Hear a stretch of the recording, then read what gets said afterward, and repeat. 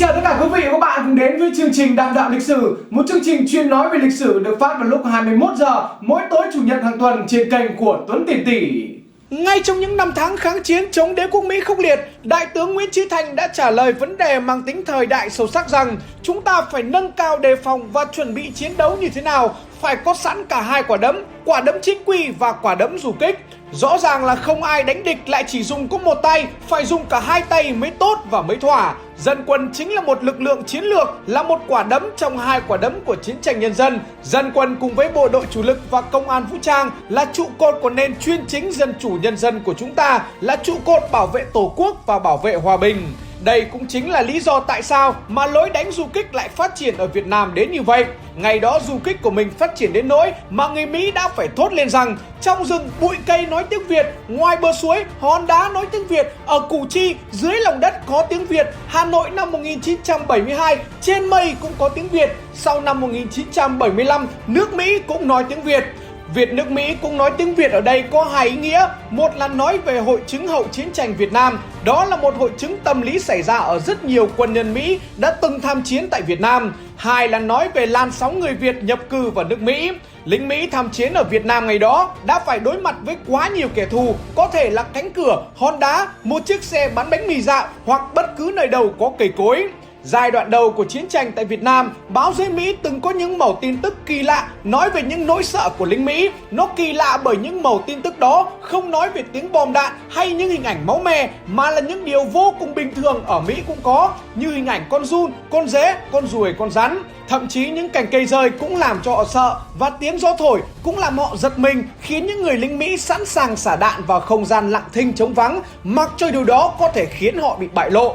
Và dĩ nhiên, khi những tin tức đó được đưa ra, những người Mỹ ở nhà chả bao giờ có thể tin nổi, cho đến khi những tốp lính đầu tiên quay trở về Mỹ và mang theo những ác mộng đó. Để nói về bẫy du kích thì những cái này chả biết là ai đã sáng tạo ra nó, chỉ biết rằng hầu như ở đâu người ta cũng áp dụng. Từ hồi Thế chiến thứ hai, những nước như Anh như Đức cũng đã sử dụng nó để đánh nhau, và cũng có những quả bẫy rất chí mạng. Nổi tiếng là bọn nhà giàu đánh nhau, phát minh ra bồn cầu rồi giấy chùi rõ sớm. Thế nên ở Tây, ông nào ông đấy lúc nào cũng rất sạch sẽ. Mỗi lần đi xả hàng tồn kho xong là còn phải dùng giấy để chùi mới sang trọng, chứ không chơi rửa bằng nước. Chính vì bắt bài được những thói quen đó, thế nên những pha gài min vào giấy vệ sinh để khi giật lấy giấy là rút chốt kích nổ quả min rất hay được áp dụng. Áp dụng được một thời gian thấy không còn hiệu quả nhiều do đã bị bắt bài, ông nào đi tác nghiệp cũng mang theo giấy vệ sinh riêng của mình. Chính vì thế mà hai bên lại lừa nhau bằng cách gai min vào chỗ xả nước bồn cầu. Mặc dù đi đánh nhau, thế nhưng ông nào cũng rất sạch sẽ thơm tho, không chịu được thối được bẩn. Ăn thì toàn ăn đồ nhiều chất kiểu pate bơ sữa, thế nên hàng thải ra rất đậm mùi. Đi tác nghiệp lúc nào cũng phải xả nước 2-3 bận theo kiểu hàng ra đến đâu là xả nước xuất kho đi đến đấy, chứ để lâu nó tỏa mùi ra thì nồng nặc không ngửi được. Chính vì thế, việc cài min vào chỗ xả nước cực kỳ hiệu quả. Rất nhiều ông đã chết mà không kịp xả nốt chỗ hàng tồn trong người. Chơi kiểu gài min đấy với lính thường đã khốn nạn rồi, thế nhưng bọn Tây còn có cái kiểu gài min để chơi đội tướng tá nữa cũng rất sáng tạo. Hầu hết các phòng nghỉ của tướng tá đều có những bức tranh. Bọn nó chơi trò bẫy bằng cách làm sao cho bức tranh đó bị đặt nghiêng đi. Vào phòng nghỉ mà nhìn thấy bức tranh đặt nghiêng, kiểu gì cũng rất ngứa mắt. Ông nào tay máy chỉnh lại tranh cho thẳng là giật kích nổ quả mìn, thì chỉ có đi ăn cắp không kịp chăn chối. Cùng với việc gài mìn vào tranh thì bọn Tây cũng có cái trò gài mìn vào cửa sổ. Tướng tá thì toàn được ở những khu view đẹp và thơ mộng. Vào đấy rồi, ông nào cũng muốn mở cửa ra để hít khí trời, để ngắm nghía cho xả stress. Thế nhưng nếu cứ ngứa tay mở cửa sổ ra để ngắm thì lại y như rằng cụ đi chân lạnh toát. Cũng chính vì lý do này mà tất cả những cán bộ cấp cao đi đâu cũng phải có một đội vệ sĩ đi theo, kiểm tra rất kỹ chỗ ăn chỗ ngủ thì mới được vào, chứ không thì có thể mất mạng bất cứ lúc nào. Tất cả những bẫy trên có lẽ vẫn là hình thức nhẹ nhàng nhất đối với đội lính Tây. Cái khốn nạn nhất mà bọn nó vẫn thường chơi nhau đó là việc bôi bột ngứa vào quân tư trang. Đây là một trò cực thốn mà lính Anh thường xuyên chơi lính Đức. Nó sản xuất ra một loại bột ngứa. Lúc đầu thì nó vận chuyển bột vào những nơi ở châu Âu mà bọn Đức đã chiếm đóng, rồi phát cho những người chống phát xít ở những tiệm giặt là, những nhà máy quần áo để rắc lên những bộ quân phục của Đức. Theo thống kê, chiến dịch này đã khiến cho 25.000 bộ quân phục của lính Đức bị nhiễm bột ngứa. Nhiều đội đã phải quay trở về căn cứ vì quá ngứa dẫn đến viêm da. Thế nhưng cái trò khốn nạn nhất mà lính Anh từng chê khăm lính Đức đó là cho bột ngứa vào bao cao su rồi vận chuyển đến nơi có lính Đức để nó dùng. Có tới cả 1000 ông dính phải bẫy này và phải nhập viện khẩn cấp vì cái cần tăng dân số của mình quá ngứa. Quay trở lại với lối đánh du kích của Việt Nam, có lẽ mình cũng đã thụ hưởng cách gài mìn, cách gài bom của bọn Tây khá nhiều. Thế nhưng ở Việt Nam, mình có cách sáng tạo riêng của mình. Tất nhiên hồi đó, mình toàn đi vệ sinh bằng cầu tiêu, chứ đâu có dùng bồn cầu sang trọng. Thế nên nếu mà bảo gài mìn vào bồn cầu hay là giấy vệ sinh là một điều quá xa xỉ. Với nguyên lý gài mìn theo kiểu cứ động cái là giật mở chốt, mình đã sáng tạo ra để gài đủ các kiểu như gài vào bình uống nước, gài vào bật lửa, gài vào bao gạo. Với bình uống nước thì ngày đó mình nhồi thuốc nổ và gắn kíp vào bên trong, đổ nước rồi khéo léo vặn nắp khớp với kíp. Cầm trên tay nó không khác gì một bình nước thông thường, lắc còn nghe thấy tiếng nước óc ách như thật. Chỉ khổ cái là lúc giật lắp ra thì đồng nghĩa với việc rút chốt quả mìn. Thế là xác định vừa không được uống nước mà lại vừa bị hỏng tay. Sáng tạo hơn nữa, đó là mình còn nhồi được cả thuốc nổ vào bên trong bật lửa Zippo. Biết được thói quen của bọn Mỹ rất hay hút thuốc, thế nên nhu cầu bật lửa của nó rất cao. Đang thèm thuốc mà không có cách bật lửa thì là bố của nhục. Thế nên kiểu gì cũng phải đi lục lọi bật lửa ở mấy cái xác hoặc chạy ra cửa hàng mua để kiếm lửa hút thuốc. Ngày đó mình nhồi thuốc nổ vào trong đó để làm sao nó nặng như bật lửa thật, không tài nào có thể phân biệt được. Lính Mỹ cứ lấy dùng là kiểu gì cũng mất tay hoặc mất mặt. Ông nào đen còn lấy tay che gió nữa thì thôi, đi luôn cả hai bàn tay. Lúc đấy là chỉ có ngồi hát bài xòe bàn tay đếm ngón tay. Nhắc đến bật lửa Zippo thì đó là một câu chuyện cực hay của những người lính Mỹ. Nó được xem là những cuốn nhật ký để ghi lại những tâm tư tình cảm, những khó khăn trong thời bom đạn. Chiếc Zippo đầu tiên được sản xuất ra vào năm 1933 khi mà cha đẻ của nó là ông Blaisdell đã nhìn thấy một gã quý tộc ăn mặc sang trọng, thế nhưng lại dùng cái bật lửa rất quê để châm thuốc. Chính vì thế mà ông đã nghĩ ra bật lửa Zippo cực kỳ sang trọng với rất nhiều ưu điểm như cháy được trong những thời tiết khắc nghiệt, mưa gió bão bùng. Nguyên gốc của nó được làm bằng đồng thau, thế nên va đập mạnh cũng chả sao và rất bền. Nó bền đến nỗi những cái bật lửa đời đầu đến tận bây giờ vẫn có thể bật ra lửa được. Bật lửa Zippo đã đi liền với câu slogan bật không ra lửa thì sửa free. Cuộc đại khủng hoảng 1929-1933 của nước Mỹ là một trong những thời kỳ đen tối nhất. Thế nhưng ngày đó, một chiếc bật lửa Zippo vẫn được bán với mức giá là 1,95 đô la. Một số tiền mà có thể giúp cả gia đình sống qua cơn bĩ cực.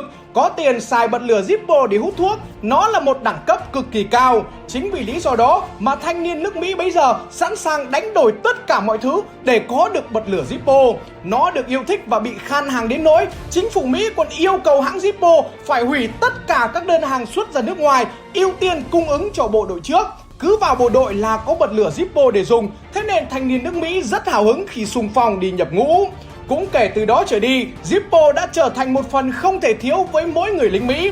Ngoài việc dùng để hút thuốc, nó còn trở thành bùa hộ mệnh dành cho mỗi người lính. Có nhiều người đã thoát chết vì đạn bắn trúng vào bật lửa Zippo bỏ trong túi áo. Ngoài ra thì nó còn có tác dụng làm gương soi, dự trữ muối, truyền tín hiệu, trao đổi thông tin. Đặc biệt là mỗi chiếc bật lửa Zippo nó còn là một cuốn nhật ký của lính Mỹ để ghi lại những tâm tư tình cảm, những khó khăn trong thời bom đạn. Ở Sài Gòn ngày đó, dịch vụ khắc tên, khắc ảnh lên bật lửa Zippo là một nghề hái ra tiền. Đọc những nội dung được khắc lên những chiếc bật lửa, chúng ta mới có thể hiểu được sự chán nản của những người lính Mỹ khi bị lừa sang Việt Nam như thế nào.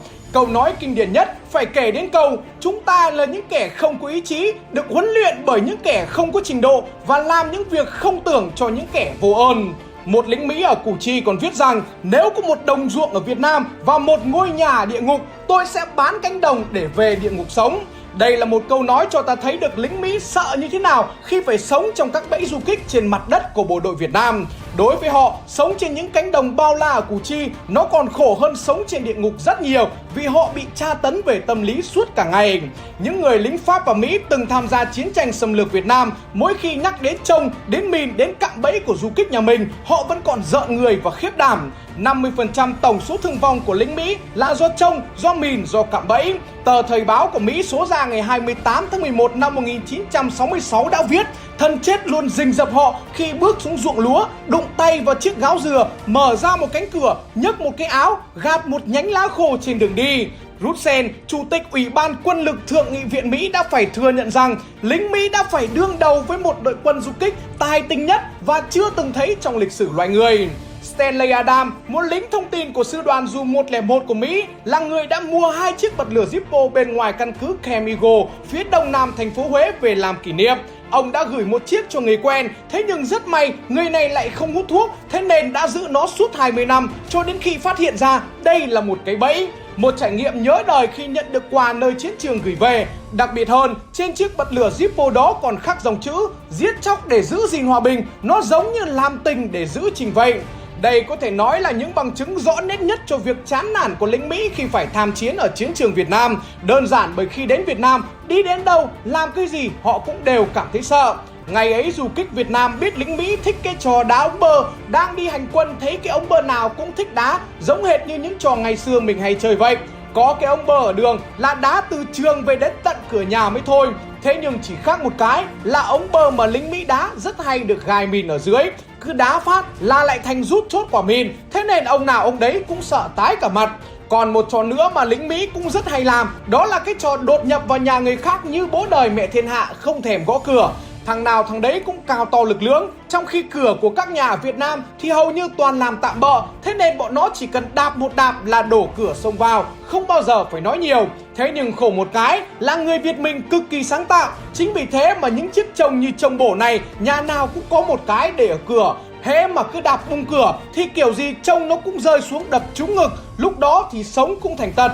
Nhà nào có điều kiện và chịu chơi hơn thì cài luôn quả mìn ở cửa, cứ mở cửa ra là coi như giật chốt, thế là cả lũ ôm nhau ra đi chân lạnh toát.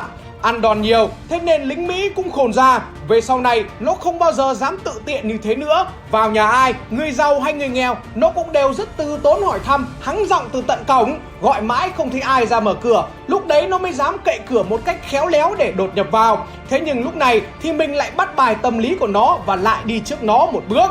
Biết tâm lý của bọn Mỹ khi vào nhà, kiểu gì cũng lấy những đồ đạc có giá trị đi. Thời đó đói ăn, thế nên bao gạo ở dưới bếp luôn là mục tiêu lớn nhất của bọn nó. Ăn pate uống sờ tinh nhiều, thế nên tay ông nào ông đấy cũng to như Lý Đức. Mấy bào gạo nhỏ nhỏ của các gia đình Việt Nam thì một tay nó phải xách được khoảng 8 bào. Đen một cái là mìn của mình được cài ngay trong các bào đấy. Quả lựu đạn M2 của Mỹ được len vào trong các bào gạo. Chốt của nó được nối với quài xách. Cứ cầm bao xách lên thì tự nhiên lại thành giật chốt, thế nên đâm ra lại đi ăn cắp cả lũ. Nhìn thấy bào gạo tưởng bở, thế nhưng thật ra lại không phải, hóa ra toàn là bẫy.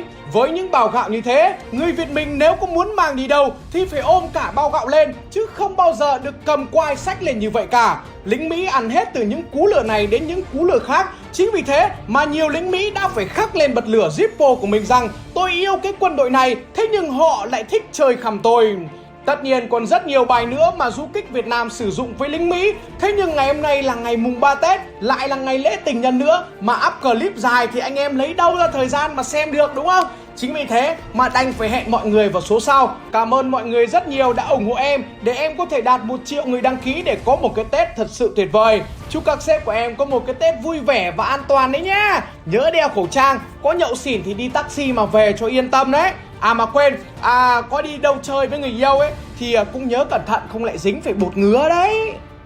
Vâng, và chương trình Đàm Đạo Lịch Sử ngày hôm nay xin phép được tạm dừng tại đây. Xin cảm ơn sự quan tâm theo dõi của tất cả quý vị và các bạn.